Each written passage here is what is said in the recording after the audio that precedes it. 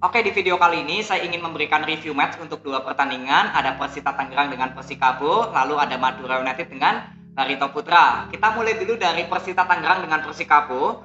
Di pertandingan ini Persita Tangerang berhasil memperoleh 3 poin setelah mengalahkan Persikabo dengan skor 2-1. Artinya untuk Persita melanjutkan tren positifnya ya dalam 3 pertandingan ini tanpa terkalahkan, hanya memperoleh 1 hasil imbang dan 2 kemenangan.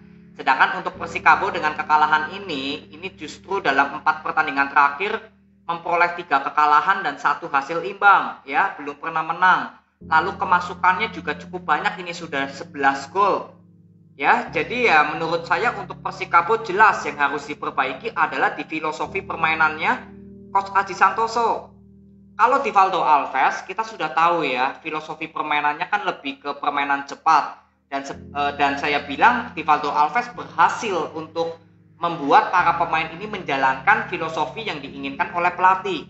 Tapi untuk Persikabo justru saya nggak melihat ini pemain-pemain Persikabo seperti nggak sinkron dengan apa yang diinginkan oleh Coach Aji Santoso. Ini sudah terlihat dalam beberapa pertandingan terakhir. Persita Tangerang saat menghadapi Persija itu permainannya sangat cepat, ya, serangan baliknya cukup bagus. Lalu lawan Rans juga sama. Saya bilang justru lawan Rans itu Hasan nggak terlalu terlihat, tapi serangan baliknya Persita cukup mengerikan. Kemarin lawan Persikabo juga sama, permainan cepat ini membuahkan 2 gol dari Rifki Setiawan dan juga Vergonzi. Artinya sudah jelas filosofi Rivaldo Alves yang ingin bermain cepat, ini para pemain Persita sudah bisa menjalankan. Tapi untuk Persikabo di pertandingan kemarin, ketika Persita Tangerang melakukan pertahanan, itu kan lebih cenderung di zona area sendiri. Gak sampai melakukan pressing ke depan, karena kalau dilihat kan line up-nya Persita juga menurunkan 2 pemain gelandang bertahan, Pesinyong dan juga Iksan gitu ya. Jadi sebetulnya Persikabo ada momen untuk bisa mendominasi pertandingan atau bisa bermain dengan bola possession. Karena kalau kita lihat keberhasilan Persikabo ya, skemanya bagus atau enggak itu lihat dari bola possession. Karena ini filosofi permainannya Coach Aji Santoso. Kalau Rivaldo Alves, kita lihat peluangnya. Peluang dari Persita ini banyak apa enggak? Kalau banyak, berarti skema penyerangannya Persita berhasil yang dilakukan oleh Rivaldo Alves. Nah, kenyataannya Persikabo ini sama sekali nggak terlihat. Bagaimana bola possession gampang sekali kehilangan bola, passing-passing juga banyak yang salah. Ya, ketika melakukan penyerangan juga lebih mengandalkan sektor sayap. Bahkan Pedrinho menurut saya seperti masih underperform. Sektor tengah gak ada kreativitas yang terbentuk. Ini sudah jelas kalau Persikabo dari filosofinya Coach Aji, ya ini gak sinkron. Saya gak tahu apakah memang pemain Persikabo gak cocok dengan permainan bola posesinya Coach Aji. Apa Coach Aji memang memaksakan pemain yang bukan naturalnya bermain dengan bola possession harus bermain dengan bola possession. Ini yang menjadi pertanyaan saya. Ya, ketika masuk di babak kedua, sebetulnya nggak terlalu banyak perubahan. Persita Tangerang ya kalau boleh dibilang tetap bermain cukup konsisten lah. Persikabo memang di menit-menit terakhir, kalau nggak salah menit 80-an ke atas, itu lebih banyak menekan. Bahkan Persita sempat berapa kali kewalahan untuk sedikit bertahan daripada di babak pertama. Dan di sini juga terbukti ya, Persikabo bisa memperkecil kedudukan melalui golnya Roni Sugeng. Nah, yang harus dilakukan oleh Persikabo menurut saya adalah bisa bermain dengan konsisten. Line up yang diturunkan dari Coach Aji, ya saya lihat berapa kali itu juga selalu berubah-ubah, terutama dari sektor tengah. Saya sudah pernah bilang kalau Lucky dan juga Roni, ini 2 pemain tengah yang menurut saya tampil lebih konsisten daripada pemain tengah lainnya. Mungkin Kevin Aleman sempatlah bisa membuat kemenangan kalau nggak salah gol lawan siapa itu yang pertama kali datang, Bayangkara kalau nggak salah ya, Persis Solo ya, itu sempat menciptakan gol bagus. Tapi setelah itu kalian bisa lihat ya, bukan lawan Rans ya, Persikabo lawan Rans itu Kevin Aleman kan menciptakan gol bagus itu ya. Tapi setelah itu ya penampilan Kevin Aleman juga nggak konsisten.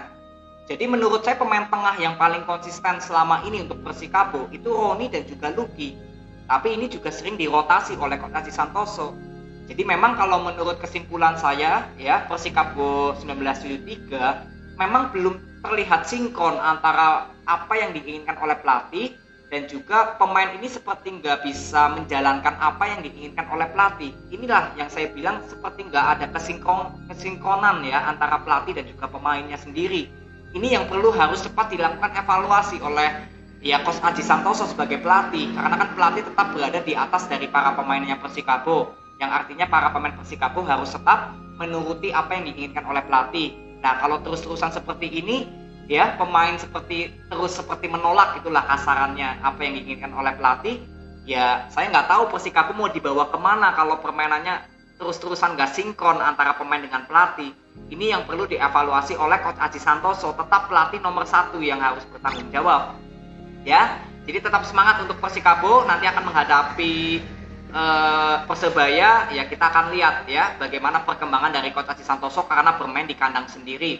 Sedangkan untuk Persita Tangerang, selamat ya, kalian mendapatkan 3 poin, pertandingan yang cukup bagus, cukup konsisten, walaupun di menit 80 Persikabo melakukan banyak tekanan ya, karena Persita juga ya boleh dibilang melakukan rotasi pergantian pemain ya, jadi pemain yang baru masuk juga seperti belum panas dan harus dipaksa bertahan ya, jadi nggak masalah, yang penting Persita Tangerang bisa kill the game, tapi mungkin untuk kedepannya Divaldo Alves bisa lebih memperhatikan lagi untuk pergantian pemain.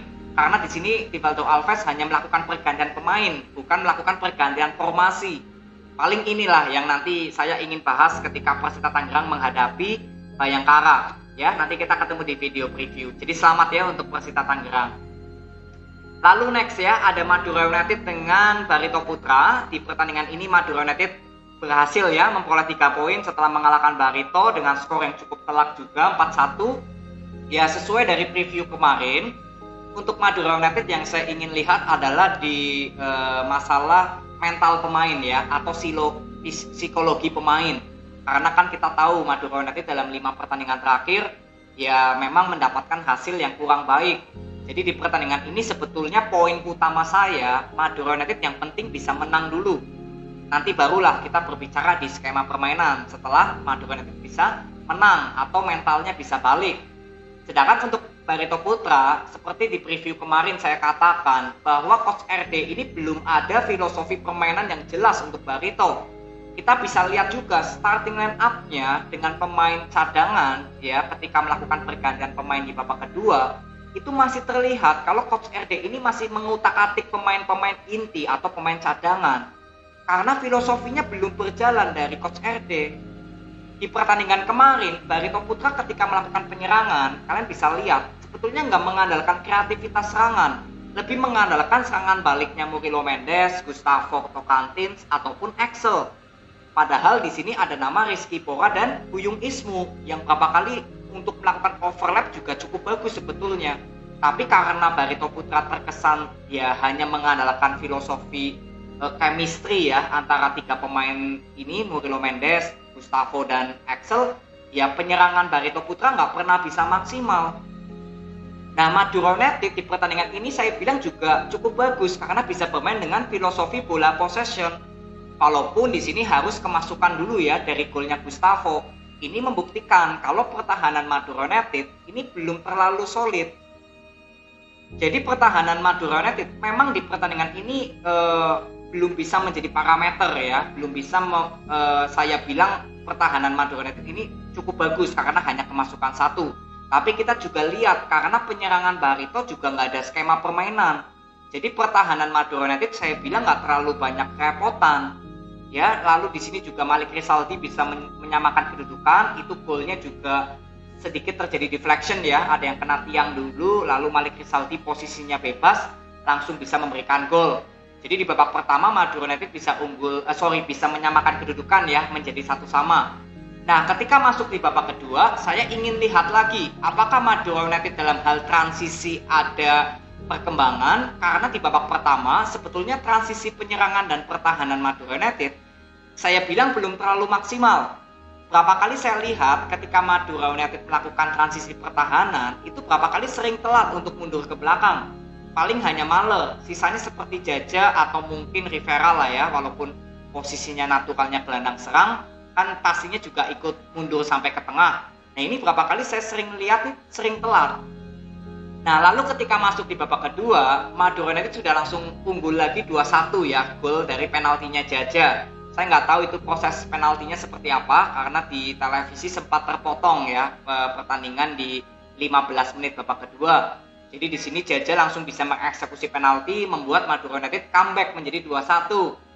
Nah, setelah 2-1 ini, kalian bisa lihat permainan Barito Putra itu cenderung lebih sedikit keras. Ya, keras ini bukan berarti bersih, tapi sedikit kotor. Berapa kali permainan Barito ini seperti para pemain ya sudah mengandalkan ototnya, bukan kembali lagi ke masalah tim. Ini bukti kalau mental ya atau psikologi para pemain Barito ini sudah mulai terganggu. Belum ditambah pelatihnya Coach RD juga berapa kali sempat ya tinggi ya emosionalnya terlihat. Ini membuktikan kalau internal Barito Putra itu dari segi psikologi itu sudah terlihat terganggu. Belum ditambah dari handsball-nya Renan Alves yang membuat kartu merah. Kalian bisa lihat itu tujuannya Renan Alves melakukan tangan ke atas itu untuk apa? Ini kan sudah menjadi tanda tanya kan. Pemain profesional bisa melakukan ya hal yang nggak perlu banget gitu loh. Ini sudah membuktikan kalau memang para pemain Barito Putra seperti sudah gak memikirkan lagi bagaimana caranya bermain bagus, tapi yang penting bisa menciptakan gol. Bagaimana caranya bisa menciptakan gol, tapi permainannya cenderung ya gak mengandalkan ke kerjasama tim lagi. Ini sudah ada tanda-tanda psikologi pemain Barito Putra terkena. Ini perlu ada evaluasi menurut saya dari ya manajemen dan juga Coach RD. Ini hati-hati jangan sampai pemain Barito Putra mentalnya terganggu. Ya, konsentrasi di atas lapangan jelas terlihat menurun. Apalagi ketika Renan Alves sudah keluar, Madura United bisa menambahkan 2 gol tambahan dari Dalberto ya, yang melakukan gol debutnya. Lalu Rivera, ini ada kesalahan dari golnya Rivera, ada kesalahan dari pemain belakang Barito. Ya, kalau Dalberto posisinya sangat kosong, itu terlihat jelas ketika Renan Alves terkena kartu merah. Ya, posisi lini belakang Barito sudah kropos banget. Nah, jadi untuk Madura United, selamat ya, kalian mendapatkan 3 poin. Yang penting memang Madura United bisa menang. Ya, poin yang penting ini Madura United bisa menang dulu agar mentalnya naik. Tapi Madura United juga harus ada evaluasi. Karena transisi pertahanan dan juga penyerangan dari Madura United ini belum berjalan terlalu maksimal. Kalau boleh dibilang di pertandingan ini Madura United saya berikan nilai 70. Ya, karena memang belum terlalu maksimal. Ini juga mungkin ada sedikit adaptasi lah ya ketika Dalberto bermain. Lalu di babak pertama ada nama Salim Duharea, ada Bayu Katra, ada Malik Rizaldi. Ya, saya masih masih bisa memaklumi kalau pemain Madura United mungkin ada sedikit ya mencari kepercayaan diri lagi. Jadi mungkin skema permainannya belum terlalu maksimal. Tapi ya tetap ya Sousa harus memberikan evaluasi. Karena di saat Madura United bisa menang, kan pemain kan kepercayaan dirinya naik. Nah, disitulah Sousa sebagai pelatih bisa memberikan arahan yang positif. Karena di pertandingan ini saya bilang permainan Madura United belum terlalu maksimal. Ya, artinya bisa jauh lebih baik lagi. Ya, yang penting lakukan evaluasi aja untuk Sousa kepada Madura United. Ya, jadi selamat ya untuk Madura United yang bisa menciptakan kemenangan setelah mendapatkan 5 pertandingan terakhir tanpa kemenangan sama sekali. Sedangkan untuk Barito Putra tetap semangat, yang menjadi sorotan utama saya tetap kepada Coach RD sebagai pelatihnya Barito, karena dari filosofi permainannya terbukti lagi belum berjalan. Lalu di pertandingan ini juga mental para pemain Barito, saya bilang ini sudah ada kehati-hatian ya, karena sudah terlihat permainan Barito ini seperti sudah nggak mementingkan kerjasama tim lagi ketika tertinggal 2-1. Jadi ini ya perlu ada evaluasi serius dari manajemen kepada Coach RD. Kalau bisa berikan ya target kepada Coach RD perlu dipertimbangkan sampai pertandingan keberapa kalau Barito Putra nggak bisa menang atau permainannya nggak bisa berkembang. Ini sangat disayangkan Barito Putra dengan pemain yang menurut saya cukup bagus ya skuadnya, tapi justru permainannya nggak ada filosofinya. Ini sangat disayangkan dari saya. Ya, jadi tetap semangat untuk pemain Barito dan juga untuk supporter Barito Putra. Tetap kawal terus ya perkembangan tim kesayangan kalian dari Barito Putra. Ya, jadi tetap semangat. Jadi ini aja review pertandingan dari 2 pertandingan yang saya bisa berikan kepada kalian. Semoga bermanfaat. Terima kasih. See you.